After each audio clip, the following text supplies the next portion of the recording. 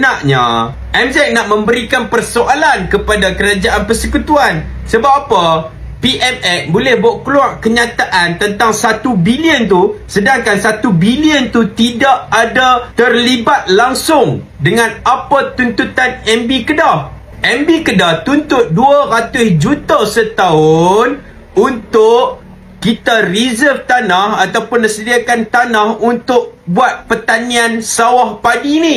Itu yang kerajaan negeri Kedah tuntut. Tapi PMX buat keluar kenyataan yang kemarin tu, PMX buat keluar kenyataan, dia kata dia dah keluarkan 1 bilion ringgit untuk negeri Kedah. Apa sangkut paut 1 bilion yang Datuk cerita tadi tu dengan 200 juta yang MB Kedah nak tuntut tu? Kira tak ada sangkut paut lah. Oh, MZ ni rupanya dia tak faham. Bukan dia tak nampak, bukan dia tak dengar, dan bukan juga dia hilang ingatan. Cuma dia tak faham. Dia tak faham antara permintaan MB 200 juta dengan pemberian PM 1 bilion. Itu yang dia tak faham.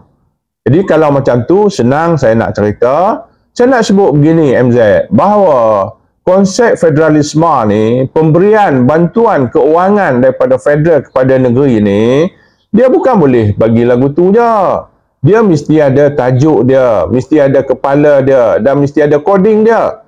Dan untuk pemberian kerajaan federal, kerajaan pusat ni kepada kerajaan negeri, dia ada 5 tajuk sahaja. Yang pertama, pemberian bantuan melalui apa yang kita sebut MARIS. MARIS ni maksudnya maintenance jalan yang diukur dalam satu-satu negeri, dan dengan formula, maka pemberian bantuan daripada pusat kepada kerajaan negeri mengikut formula MARIS tadi. Yang kedua, mengikut formula juga itu pemberian per kapita. Kira berapa ramai satu-satu penduduk dalam negeri itu. Dengan satu formula diberi bantuan daripada pusat kepada negeri. Yang ketiga, bantuan wang ehsan. Yang ketiga, bantuan melalui projek-projek bersama kerajaan negeri dan kerajaan pusat. Dan yang kelima, yang ni yang saya nak terang, itu bantuan tahap. Tahap ni adalah satu pemberian berdasarkan kepada tahap pembangunan ekonomi, infrastruktur dan juga kesejahteraan hidup. Jadi, yang diberi kepada Kedah ini adalah di bawah tahap ni.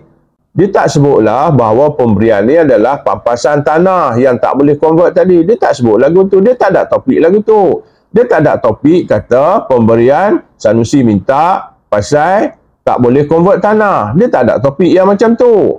Nak senang cerita, lagu ni lah MZ. Kita dengan anak kita. Anak mengaji universiti. Anak minta RM500 sebulan. Kita tak bagi RM500. Kita bagi RM2,500. Pasal apa? Pasal RM500 itu untuk makan. Tapi selain daripada makan, masih ada yuran asrama, masih ada yuran pengajian, masih ada untuk transport dan lain-lain. Maka di bawah topik tadi, maka kita beri RM2,500 kepada anak. Anak minta RM500. Pasal dia minta untuk makan. Kita tengok keseluruhan. Itulah konsepnya. Cuma satu lagi MZ, cuba tanya MB Sanusi tu.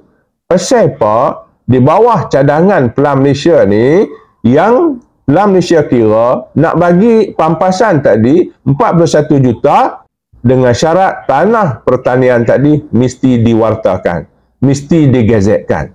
Cuba tanya MB, pasal apa? Pasal apa tanah ni tidak digazet?